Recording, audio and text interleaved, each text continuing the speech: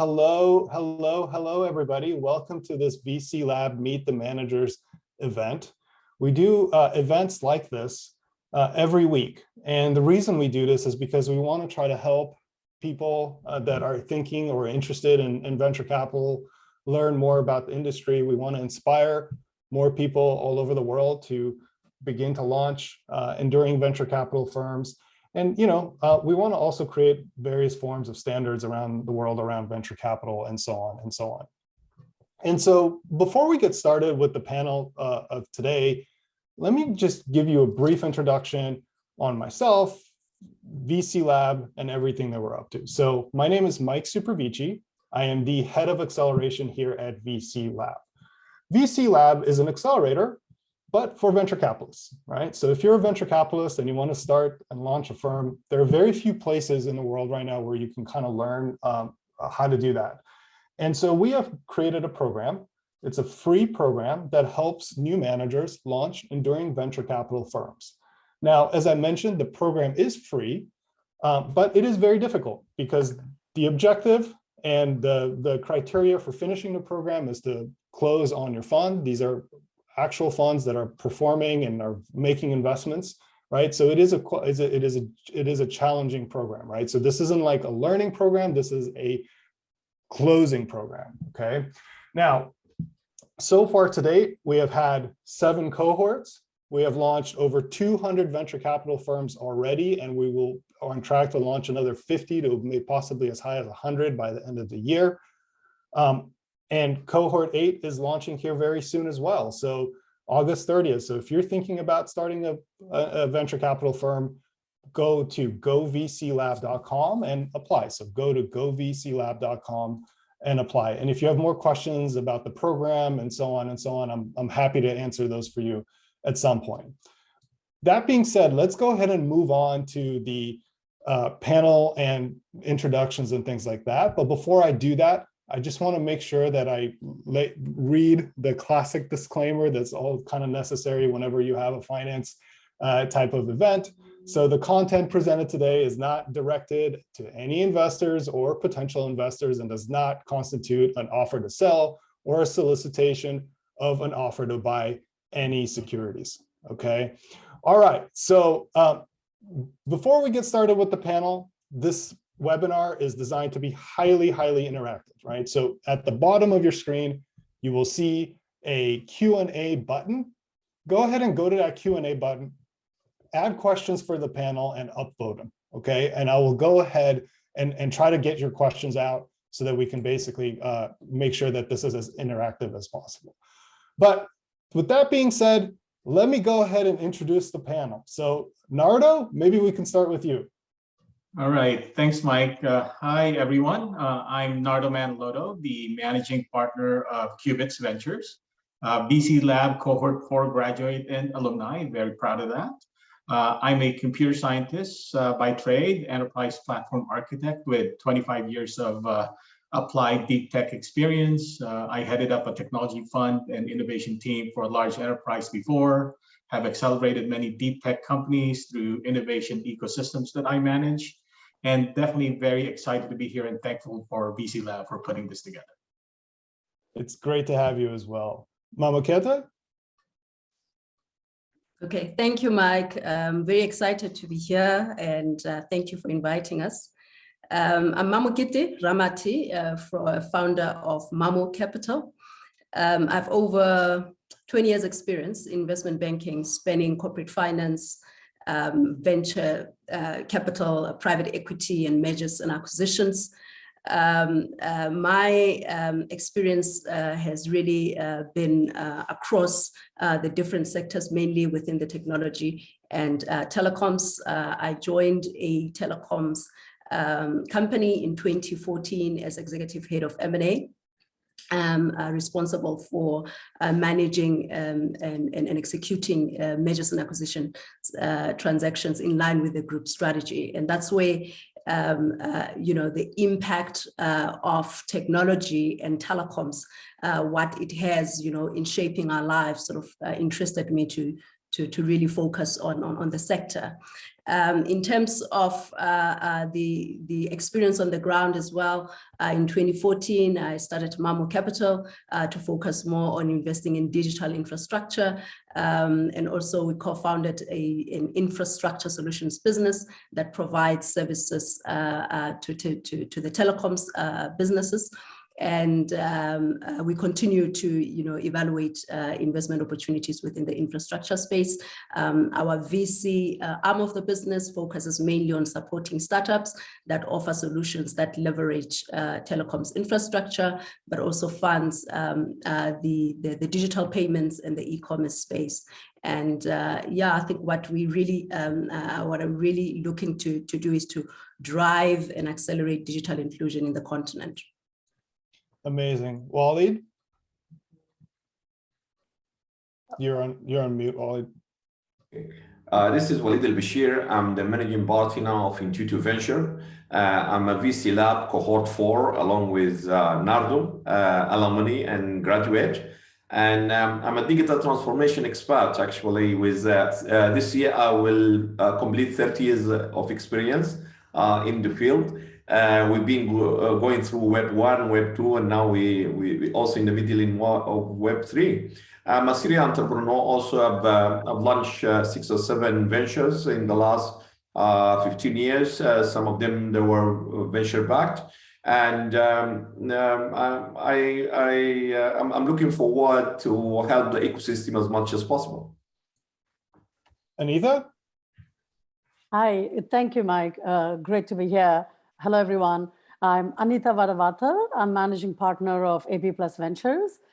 Just like everyone else on this, on this panel, I have over 20 years of experience where I started my career in tech during the .com time, long time ago, during, I guess, the Web 1 phase, in venture-backed tech companies. Also spent part of my career in financial industry, in payments and banking. And then went back to tech, playing various roles in venture-backed companies that are in the process of getting exited, and advising venture capital firms, family offices, as well as impact funds the last few years. So I'm super excited to be here and looking forward to this chat.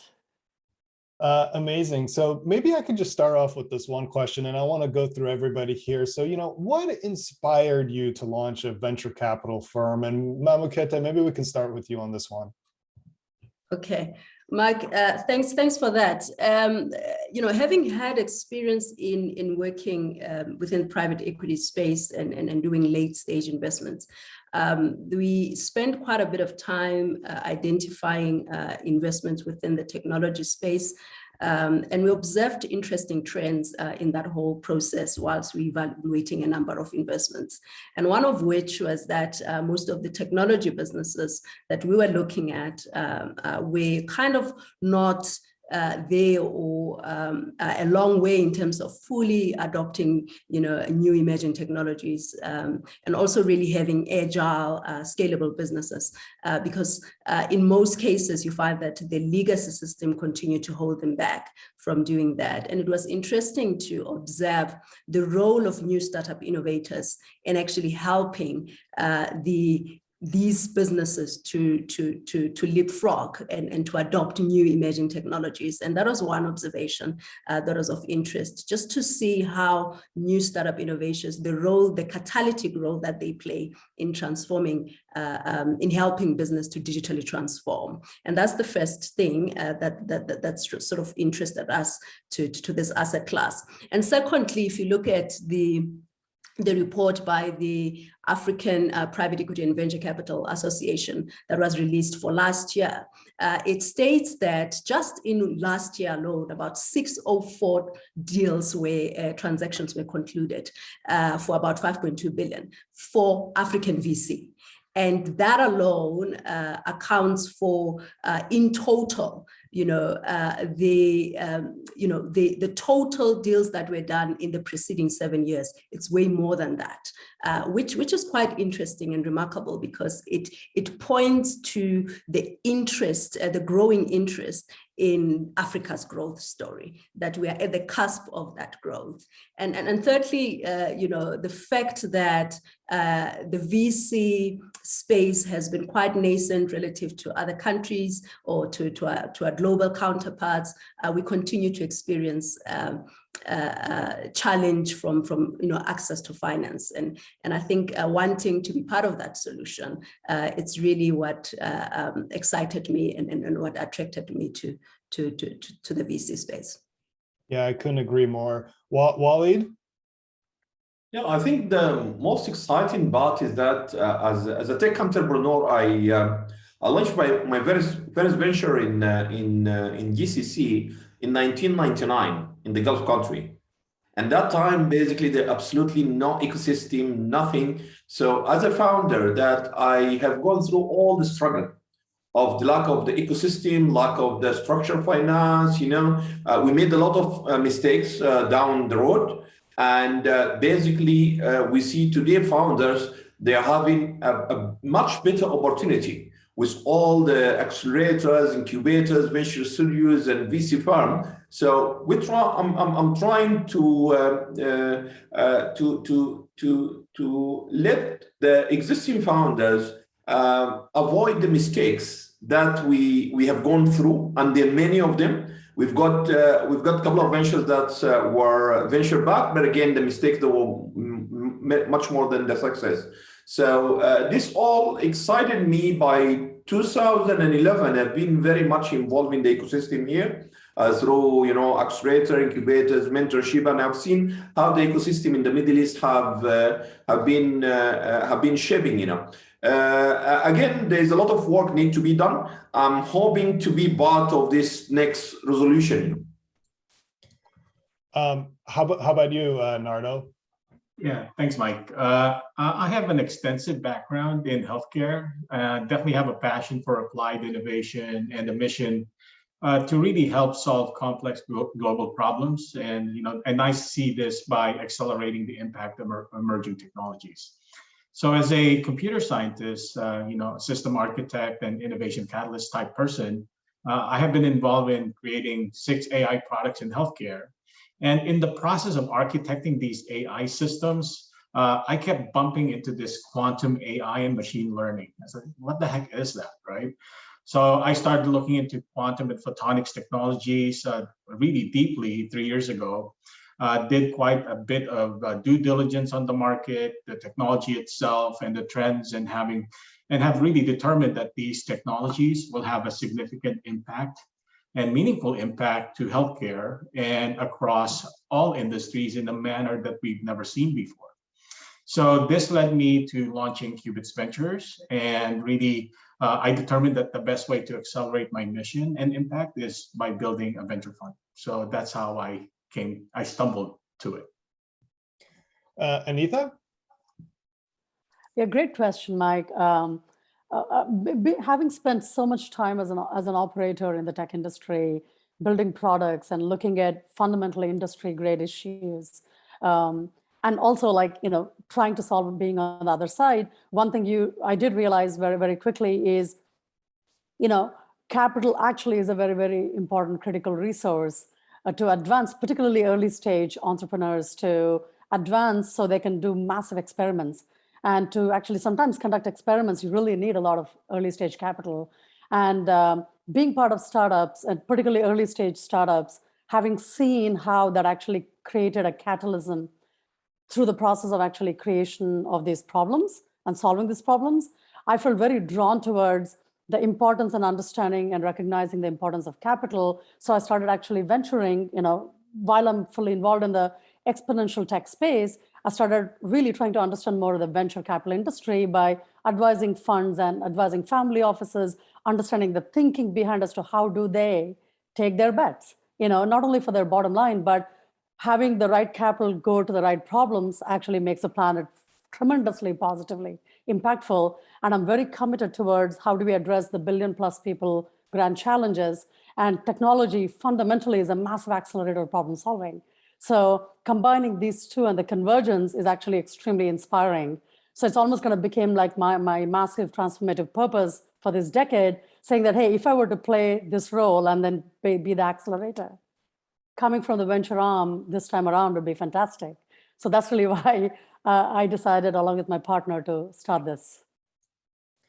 Final question to the poll panel, and then we can just go one-on-one, whoever wants to pick any of the final questions here. But let's just quickly discuss about what opportunities excite you the most today and why.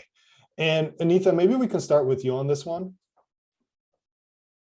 Absolutely. I think we are literally in the era of abundance. I know it's an overused term, but it's actually very real. There are lots of numbers backing what abundance looks like, because first time, given the democratization of these technologies, particularly AI, which we have deep interested in, I'm particularly very aligned to that because I've spent a lot of time as part of my career in that space, advising companies, as well as being part of venture-backed companies in the AI space.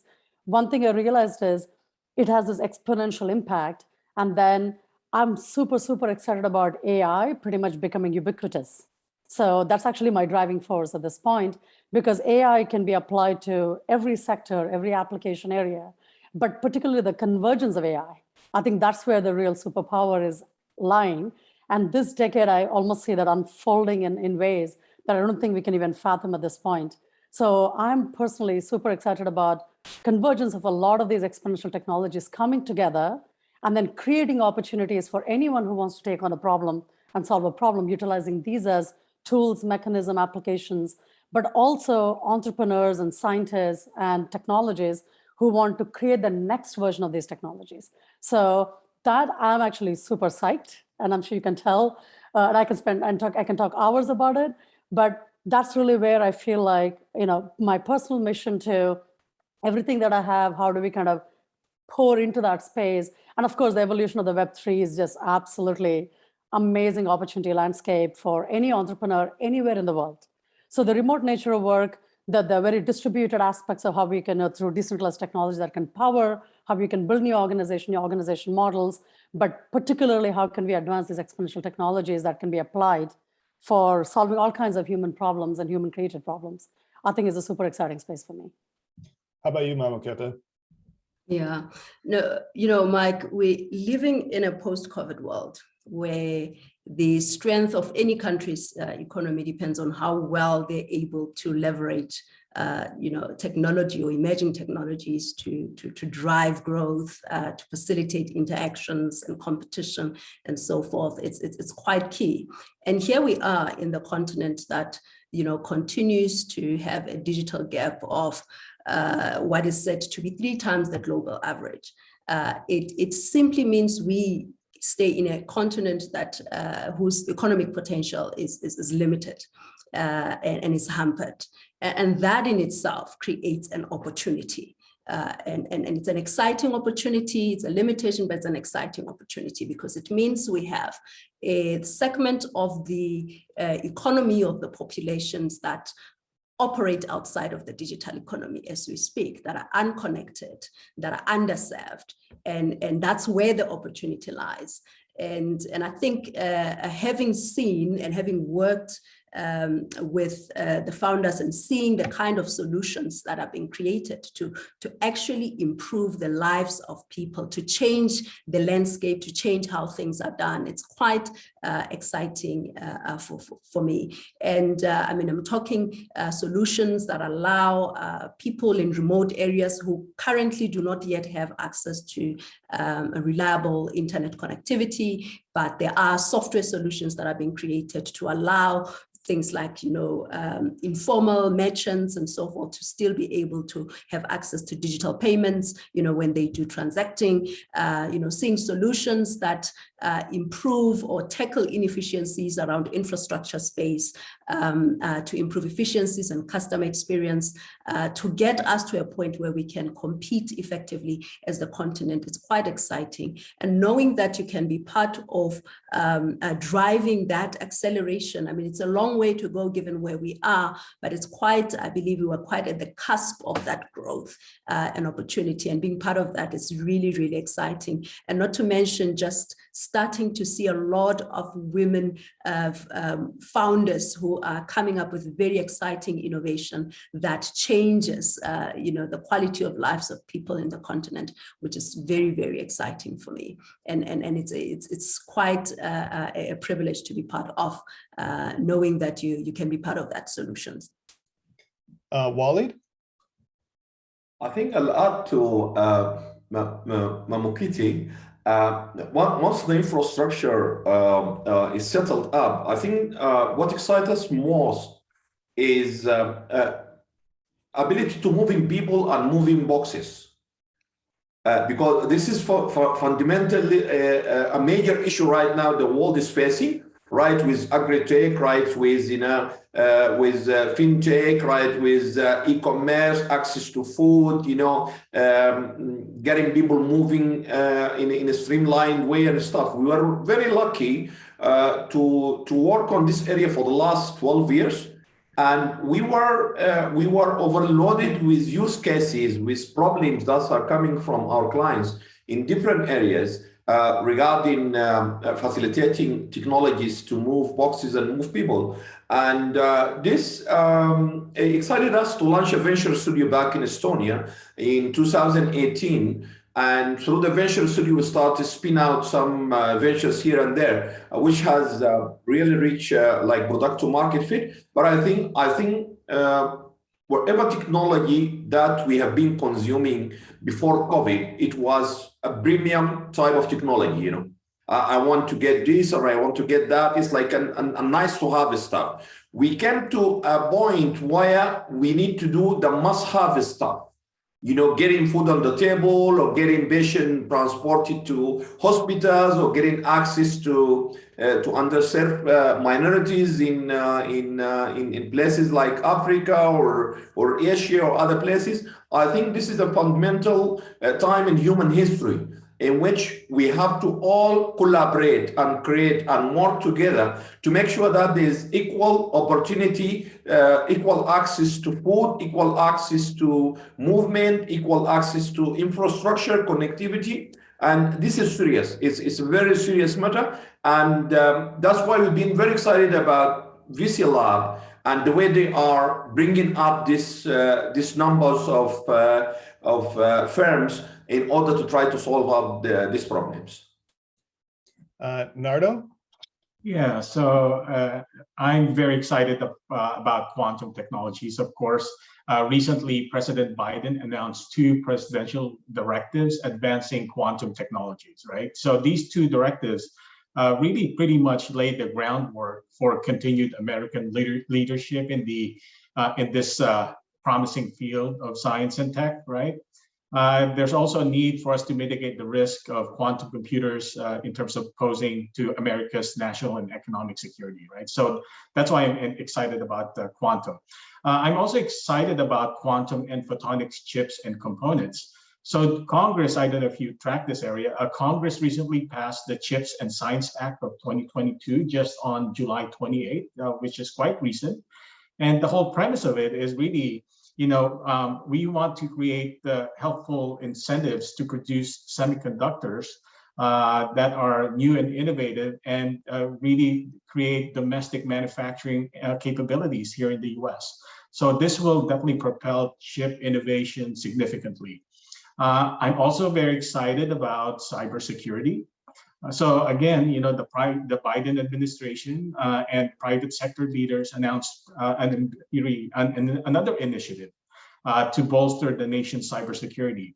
Also recently on July 5, NIST, which is our national standards body for technology, also decided that the 3 post-quantum crypto algorithm that would be considered as a national standard. So what does that mean? That means this will propel innovation in cybersecurity and will create significant economic impact. And then lastly, I'm really excited about the application of quantum and photonics in healthcare, pharma, life sciences, medical devices, and biotech, as well as the application of these technologies to solve our energy crisis, climate change issues, food deserts, agricultural challenges, and things of that nature. So as you can see, I'm excited about a lot of things, but most of it is really the impact of such exponential technologies. Amazing. Everyone, we're doing this webinar for you. Okay, so please add your questions to the chat. I can have a conversation with the panel all day because they're obviously amazing folks, and I have lots and lots of questions to have, but ultimately we want to get your questions in. I notice there's some questions coming into the chat. We're not really monitoring the chat for anything right now with regards to questions. So if you have questions, add them to the Q&A section. There's like a Q&A button. And then please upvote them. That way we can go ahead and answer the most popular, most relevant questions here from the panel, right? So please add your questions into the Q&A. We want to make this highly interactive. And again, we're doing this for you, okay? So just add your questions there. So one other question from me, and then we'll go ahead and start going into the Q&A because I do notice some questions are coming in here. Is like, knowing what you know now, what advice would you give yourself if you had to start building your firm from the ground up today? And this is optional. Anybody can answer this question. Feel free to, like raise your hand or just unmute and let me know. Anitha? Yeah, I mean, definitely. I mean, one thing, it's a huge commitment, that is something like absolutely one should not underestimate in the process of actually building, because your single-handed focus on trying to make this happen is critical, not only for yourself, but also to the LPs and others that one has to come and convince them to, take a bet on you and then invest with you because you're the one bringing that opportunity. So understanding, I think, bit of that landscape of, having some experience in the VC, I think certainly is extremely helpful. Otherwise, trying to spend time to really understand or talk to folks who worked in that, to not see what actually worked well, but to understand what doesn't work well and things one has to be looking out for, I think is extremely, extremely critical. I would say that's a critical category, not even like a must have, need to have. So that's one. The second part I realize is having, if particularly one is looking to do a fund with partners, it's important to make sure that the partners and you are aligned in the way you actually think about how does the venture capital and are the visions are aligned, are the value systems are aligned. I think that's also very, very critical. So I think these are the two. From the outside seems like not very important, but I think once one starts delving into it, becomes really critical. Waleed? I think building an enduring fund, enduring farm, that can last, for 10, 15, 20 years, require a lot of guidance, a lot of experience, and require, sort of community that can support this this firm. I think that's a very, very important part. The other part which Anitha has mentioned is the level of commitment. I mean, a level of commitment, the interest and the passion to deal with aspiring founders or entrepreneurs and to deal with LPs at the same time. I think it needs the motivation beyond the normal monetary motivation. That's by having a cause or trying to solve a specific problem or trying to support people within your region or within your country or within a specific industry. I think that is very important because that motivation will go and lift you up in the hard time. This is very important. Getting mentorship and getting advice, from managers who have launched farms and then has gone through a different economic situation is very, very important. I think these are the two main points. Nardo?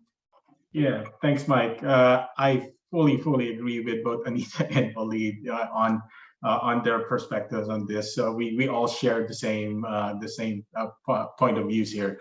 One thing I'd like to add is, I would certainly pay more attention to building my professional relationships and really get to know people in a deeper manner, right? So, think of this, right? So we all have a lot of LinkedIn followers, but those are really not relationships, right? So some of them are acquaintances and many others are, former coworkers, and others are just virtual connections that you don't even know, right? So in the VC world and the life and pretty much life in general, authentic relationships are key. So I would say, you know, as you think about going into this process with VC Labs, you know, think about that now and see how you could improve that now. Mamokete? Yes, I have to agree with Nardo on the relationships part. I think it's very important, and I agree with fellow panelists on the other points.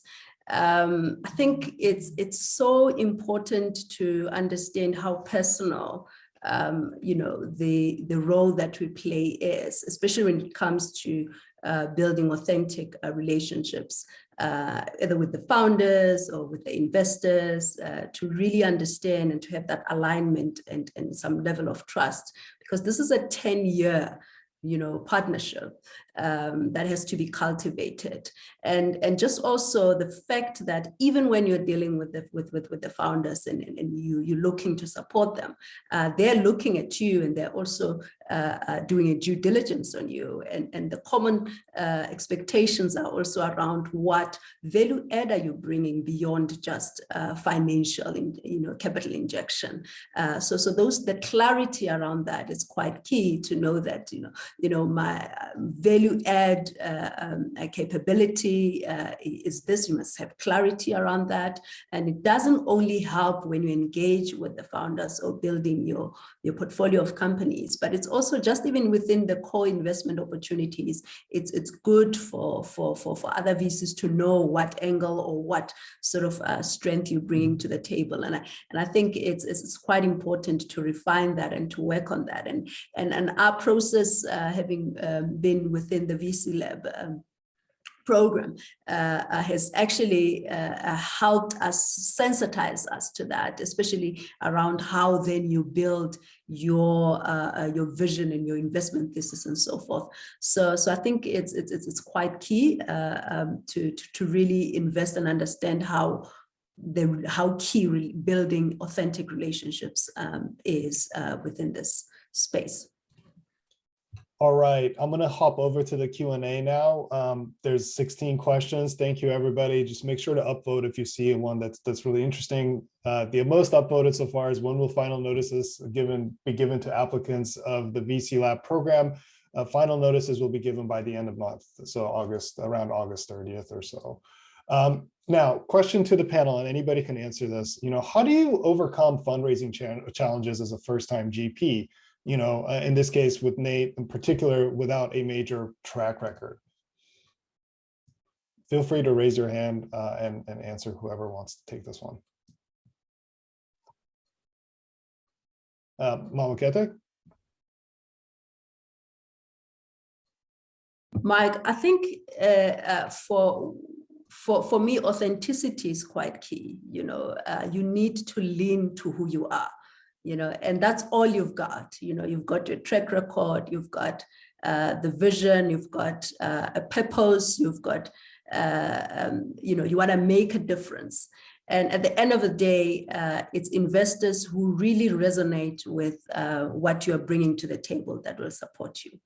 And those who don't, and those who are not, you know, you can't take anything personal. You keep moving until you get the right people who actually align with what you're trying to do. And that's just how it is. And I think it's just important to just believe and have the strong conviction of that, you know, there's space for what you're trying to build. And you gotta keep moving. And I think the idea of a first-time fund manager is a challenge. You're always gonna have institutions that do not have appetite for first-time fund managers, and you shouldn't lose sleep about that. It's something that you just have to accept, and be clear about targeting potential investors that have the potential either to want to diversify or who would have appetite for supporting mainly, you know, what you're doing, and for supporting first-time fund managers. And I think that strategy will basically sort of save you a lot of headaches when you start to categorize the type of fund of investors that you approach. So I think it's key also to just know when you're talking to family offices, there are those who still operate at a very sophisticated level that of even traditional institutions, that maybe it might not be useful for you to push harder at first, but there are other family offices whose focus could be more accommodating for you. I think it's just doing that extra research to be able to know who you're dealing with and where there's likelihood of alignment. Walied and then Nardo. I think I agree with most of the part that Mamokete said. I think by identifying what type of LBs you're targeting, that will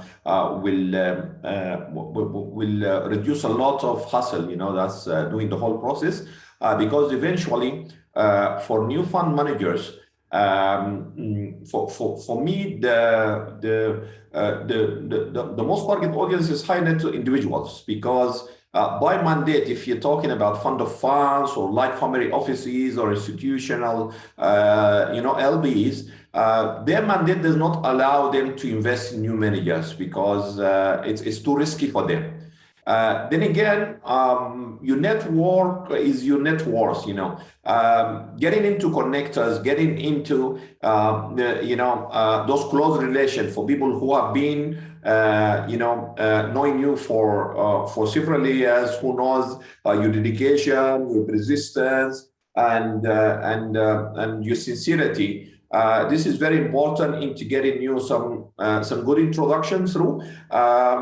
Keep resistance. I mean, you need to keep approaching. If somebody has to pass, you need to ask for recommendation.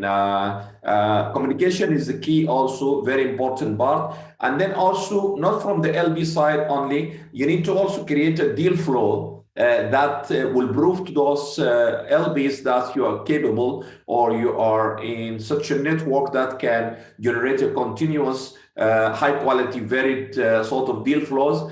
This will also de-risk the LBs during the process. Many of those techniques we have learned from VC Lab, which we give the credit. And I think it's a tough process. It's a tough process. Most of the managers who have successfully closed, they're talking about 500, 600 meetings with LBs. But at least now during COVID and during this time, you could do meetings through Zooms and stuff like that. 2 years back, if you talk to an LB and you're asking for an online conference, you're like that's completely not acceptable. So I think there's some pros and cons, but it's a difficult job, or it's a difficult task eventually. Nardo? Yeah, so first of all, I think everybody here have gaps, right? We're never, we're good at some things, we're great at some things, but we have gaps in knowledge and experiences and stuff like that, right? So first thing you want to do is it's never too late to start, right? So for example, if I look at my case, I'm a computer scientist, I'm not a quantum physicist, right? So although I'm highly technical, I could build stuff in AI, I can't build stuff on quantum. So the first thing I did was okay, well, I did an inventory of what my skills are, what I'm good at, and what I'm not good at, and what I have good gaps in. And I started filling those gaps, right? So one is from a skills perspective, right? So you do a skills inventory, what you need for your fund, and then start filling those gaps in. So now my fund, I have 25 quantum scientists and engineers as part of my advisory board to look into these things. The other piece is from a track record of investing. I've invested in deep tech companies, but not in quantum companies, right? And then I started on a personal journey to start investing in those areas, even though it's like small angel investment, it helps build a track record. So I would say, look at your gaps, do an inventory analysis, and figuring out how you can fill those gaps. Interesting question here from Cassandra that kind of kind of brings in a lot of the things that everybody here has been talking about.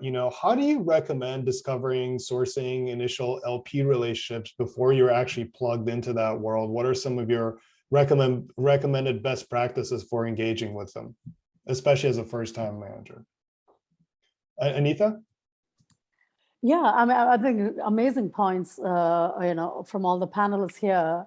In continuation to that, I think if you're particularly a first-time fund manager or trying to actually raise a fund, your background really is critical, because at the end of the day, anyone who's investing into the fund is investing because they have confidence that the thesis that you're coming up with, it can be executed in a manner that actually adds to their bottom line. And at the end of the day, they're looking at what are the best returns that you can deliver, and then what are the best bets, and how do you do the due diligence on these bets that you're going to make as part of a firm. It has to be a firm-wide understanding and thesis. It's not like haphazard manner in the way you actually go about investing. So there is a much more concise and clear manner in which you actually identify opportunities, identify the entrepreneurs of the companies at whatever stage that they're going to come up with. So it's how does an LP gain confidence? At the end of the day, the confidence is with the people who are actually building the firm. So that's why I think what part of that thesis that you're actually developing, that your own background can actually really back it. So they feel like, hey, I think, this person can deliver this. This person knows what they're doing. So I can confidently go in and then say, and then of course, besides that, understanding your very, critical strategy, what are your risk hedging strategies? What kind of exits are you looking at? There's just a lot of mechanics. I mean, it's actually not just a pretty high level. There's a lot of mechanics level of due diligence that they will probably also do on you to make sure that you can, one, execute, second, that you know the space that you're actually going to invest in. And then you have the relationships with the founders or the entrepreneurs or the companies or even a sector. If you're saying you're going to focus on the sector, that they feel like, they're checking all my boxes. I think it's a best vehicle for me to put my money in rather than do it on my own. I think there's a huge value of venture capital firms that they can better serve LPs who basically want to invest, because not everyone has that very synchronized and strong synthesis and execution capacity at an industry scale level. So it's almost like a function which a lot of expertise comes in. And that's where the broader network, the VC firm generally brings on board, like what Nardo was mentioning about, other advisors that you have access to, or, due diligence on a particular deal, or later on, if you wanted to follow-on investments on these companies, then how do you bring other investors who can actually come to the table? It's in some cases very hard for an individual LP to have access to all of that. So VC firm actually becomes a great way for them to invest into these opportunities. So it really boils down to that, what are those best practices one should actually learn about? So you're actually following a very mechanical process here, not a very abstract concept because execution is everything, and relationships, how do you really bring both? So for me, as a first-time fund manager, it's something not seen from the outside. It's important to start understanding those nuances, extremely critical. And I think VC Lab absolutely does a phenomenal job in making everyone understand these little critical nuances, because without which actually you'd be missing a lot of the key points of actually running a firm. So those would be my 2 cents to this point. Walied? I think what we see here, for example, Middle East and Africa, for new fund managers, we see also there is new LBs that's entering into this asset class on the other side. So many of the real estate, investors, or many of the mining and other investors in different other conventional industry, they are seeing there's a trend in technology, especially after COVID. There are companies which are growing exponentially.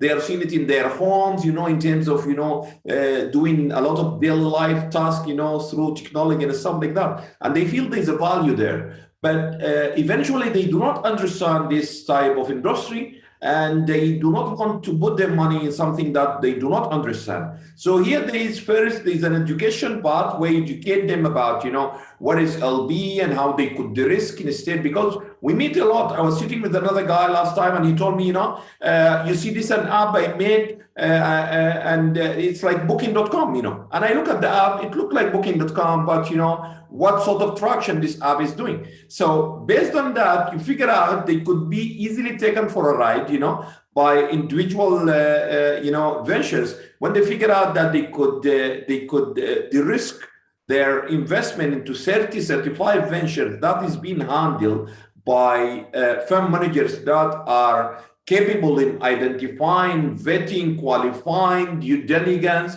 and doing all this stuff. If we manage to get this education role done, I think that's an important part. Relation also is very important, because in order to trust you, those people, you should have had some, you know, some sort of engagement with them in the future. At least this is our the way we see it, and this is the way we see it into the region. There are many people from other industries that are trying to get into this asset class, require a bit of education. So for every new GB, there is another new LB that needs some education, needs some comfort, trust in order to come in. And Mamokete? Yeah, no, I completely agree with Walied and Anitha there on the points that they've raised. I just want to add also that one of the practical ways you also want to go about engaging the LPs, what would help you is at least initially have a list of confidants. And this would be people who have experience, who can provide valuable input into what you do, and who would not shy away from challenging you on what you have on the table, just to help you refine your proposal or what you're putting on the table, and challenge, ask you some difficult questions, and is not just going to shy away from asking questions. In that way, then you're able to sort of, when you approach your A list of other LPs, at least you have factored in some good insights from your confidants who know you, but who have extensive experience in the space that you want to operate. So I think that would be a good way to go about it. And the other important thing that is so important also to the LPs is how you source deals. How you source investments, and just being able to demonstrate that you have access to the right and the relevant networks that can enable you to build quality pipeline is also quite key. I think in most of the engagements that I have seen, I've just seen people being more interested in knowing, you know, what do you have in the pipeline, and how do you source the pipeline, and what are the different avenues that you follow. So it's quite key to be clear around that. It really helps in your engagements with LPs. There's roughly about 10 minutes left, everybody. So this is a really good time to start looking at the Q&A and upvoting it, because there are 19 questions and we want to try to get to the most popular ones here. Right now, the most upvoted question is from Shane. What country do you think it's best for registering, domiciling a new VC firm? Maybe if anybody has any particular opinions on talking about this on a high level, I think that would be really, really good. You know, Walied, I saw you raise your hand. Maybe we can start with you. Yeah, I think it might be too early to speak about domiciling unless you do have enough LBs for at least 20% of your first close of your fund, you know, or wherever you first close. Because at that point, you know, domicile your section of the fund is like it depends on many LBs, many cases where they do domicile and then it does not fit based on tax reason or based on any other preferences. So I think this to be taken ahead down the line. Yeah. Anitha, I see you have your hand up, or is that just? It's by accident, sorry. Okay, perfect. You know, there's a question here for you, Mamokete. You know, with regards to Africa's gender gap and VC financing being quite wide, less than 5% of early stage financing is going to women. Any thoughts on that? Any thoughts on why you think that is? I'd love to hear your any comments you have here. That'd be great. Yeah. Look, I think as when we started, I also mentioned that it's really exciting to start seeing women, female-owned founders, coming up with solutions, interesting solutions that are meant to really make a difference and to improve the quality of lives here in the continent. But what is also exciting is to just start seeing, not only within the corporate level, but even institutions, the issue of ESG and the gender lens investing is something that is beginning to take quite an important platform in the debates and in the discussions around the fact that women continue to be underrepresented when it comes to access to finance. We all know that. And it's something that is beginning to sort of attract attention. We're seeing a number of investors, looking for, on the ESG side, the S part of the ESG, talks to being able to have diverse, teams, and we have lots of research around the performance of teams that are quite diverse, where the gender equity is taken into account makes a difference. And all those small developments that we're seeing basically says that, we are moving in the right direction in terms of focus, where women, as players in the space, will start being noticed. We're not there yet. And there's a lot more efforts that we are seeing around sensitizing, the funders, the investment community around really supporting diverse teams. And I think we need to keep going, and also women need to just put their foot forward and make themselves available to say, we can do this, and we're available to be part of the solution as well. There's a question here from Paul with regards to, what did a panelist use to manage or administer their fund? There's also a sub point to this, which is, such as Assure, Vauban, AngelList Syndicate. So Paul, just be very clear, this is for enduring venture capital firms. So none of the tools that you mentioned work for that. So AngelList doesn't work for that. Vauban doesn't work for that. Assure doesn't work for that. That's more for folks that are kind of angel investors that are just trying to scale their practice. But I noticed that Walied has raised his hand. Maybe we can start with you. And I saw Nardo has something to say as well. Walied? I think being in cohort 4, which is like, 1 year back, and seeing, we use Decile Hub, which is a tool provided by VC Lab. And this tool has been built from ground up. I mean, taking it back a year from now, we figured out what sort of features that we need on daily basis, what sort of challenges, what is stuff like that. Being in the industry for 30 years, I know that the most successful product is built based on the user interest. So I think looking today at how Decile Hub has came up, with all this recommendation from more than 300 firm managers, I don't see anything today in the market that can be used as powerful as to manage enduring firms, as Mike said, as Decile Hub. That is not because we're from VC Lab, but that's a very honest professional experience as somebody who started developing computer systems 30 years ago. Nardo? Yeah, I definitely fully agree with Walied here. So the Decile Hub that VC Lab has created is definitely one of the best tools out there, right? So one thing that you'll find is, you're going to be in this conundrum of time management. So it's going to be an ongoing issue for you, and it doesn't really get any better as the fund progresses or as you mature and your fund matures in its life cycle. So basically, one thing is, to manage your time, you need to have like a comprehensive CRM system, right? So, and I've looked a lot, right? I've looked for a VC ERP type system that integrates all of these different things and that would address all of my, data capture needs, my investor pipeline, my workflow, my communication, automation, reporting and analytics, and all of that stuff, right? All in one package. And then what I found out there is not really a comprehensive solution. What you will find is, a lot of VC firms is putting something together by integrating different capabilities from different vendors and using Zapier, right? So they're creating good solutions, which is great. But eventually, what you'll find is it'll become a maintenance nightmare and a costly proposition because it's all different things, right?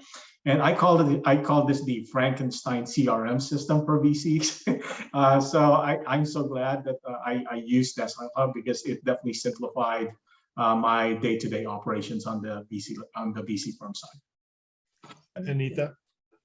Yeah, I think I second all my fellow panelists here.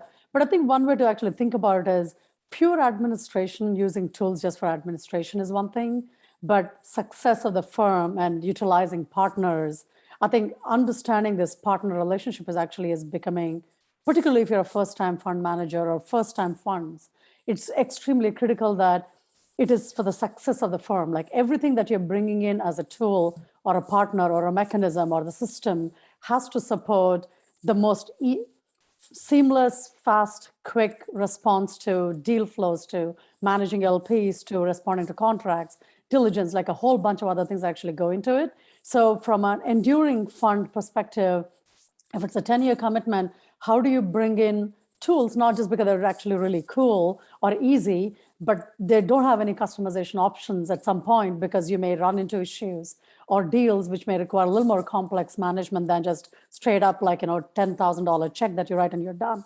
So I think success, is a good way to also think about it is like, what tools and methods and methodologies that exist and how do you bring that in purely from an administration perspective and the variety of options available there. But particularly, I think the partner relationship of how do these partners help you succeed? I think then partnering with, that's where like Dassault is definitely one of the great partners in helping you succeed. I think that's an important relationship. And these are also, by the way, relationships, not just a tool. So there are a set of tools, resources, but relationships. It has to be a combination of all of these to help you deliver the best results to your LPs and also to the companies that you're backing. I think that's a good way to kind of strategize what you bring into the firm management. Amazing. And as we always like to end these webinars here, we always like to ask this question, which ironically, it's Shane's question as well. That's why I kind of kept it towards the end, Shane.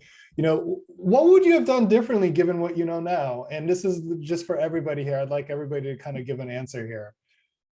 Anitha, I see you still have your hand up, so maybe we can start with you on this one and then Walied. Oh, sure. I didn't realize that it was long. Wow, that's actually a very, very interesting question. What would I have done differently? I wish this was my 100% full-time job, like straight up the back, like quit everything, just go full in. That would have been absolutely wonderful. But normally that's not the reality, right? Because you often are exploring this and then getting into it with some other commitments. But then the one thing that I would probably do very differently is immediately once you make up your mind and then you want to pursue it, then start kind of deprioritizing other things that are actually on your plate. It is understated, but extremely valuable to start understanding your prioritization of all your commitments in general, whether it's like your board seats on other firms to whether you're actually actively managing other companies to like, how do you like shrink, but then, I apply a rule of 3 to a lot of things that I do in life in general.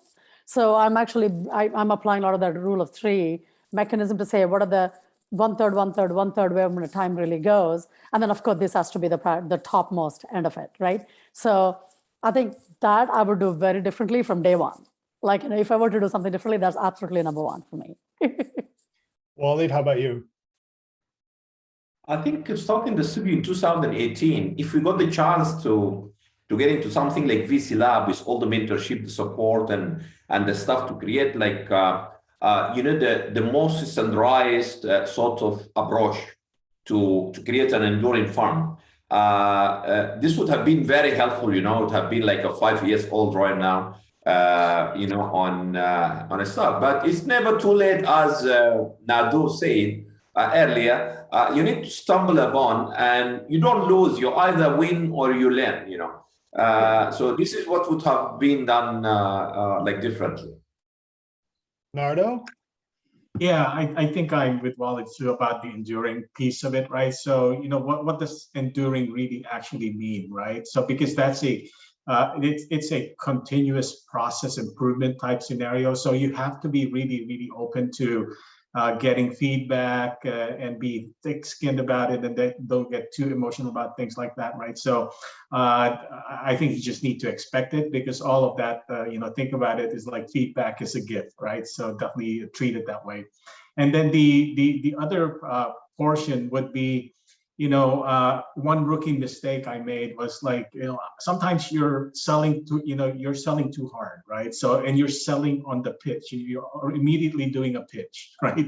And that's not a good way of doing that, right? So the key to a VC firm is really that relationship. So you don't sell right off the bat when creating relationships. So when you meet someone, you basically get to know them, and go through that journey, and then eventually they will ask for that pitch, right? And so the more you do that, and not trying too hard on the pitch side of things, I think the better you're off. And last but not least, Mamokete.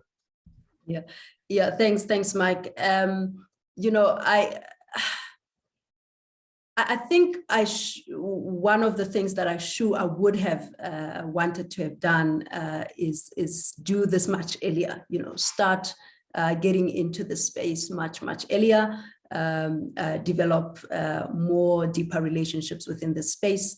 But we are here now. And I think I can just speak about what I think I got right, at least, which I'm grateful about, is just being part of the VC Lab program.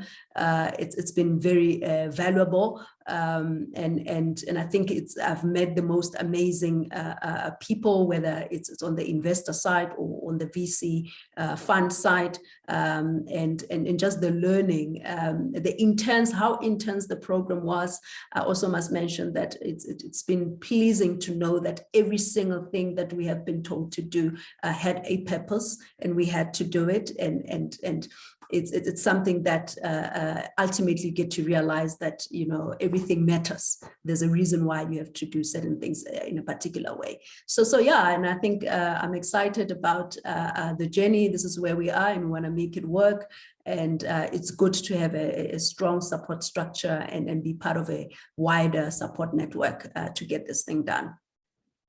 Thank you so much, everybody. This was an epic webinar. I personally learned a lot from everybody here. Thank you so much for coming out. I see it here in the chat. The chat's very thankful as well.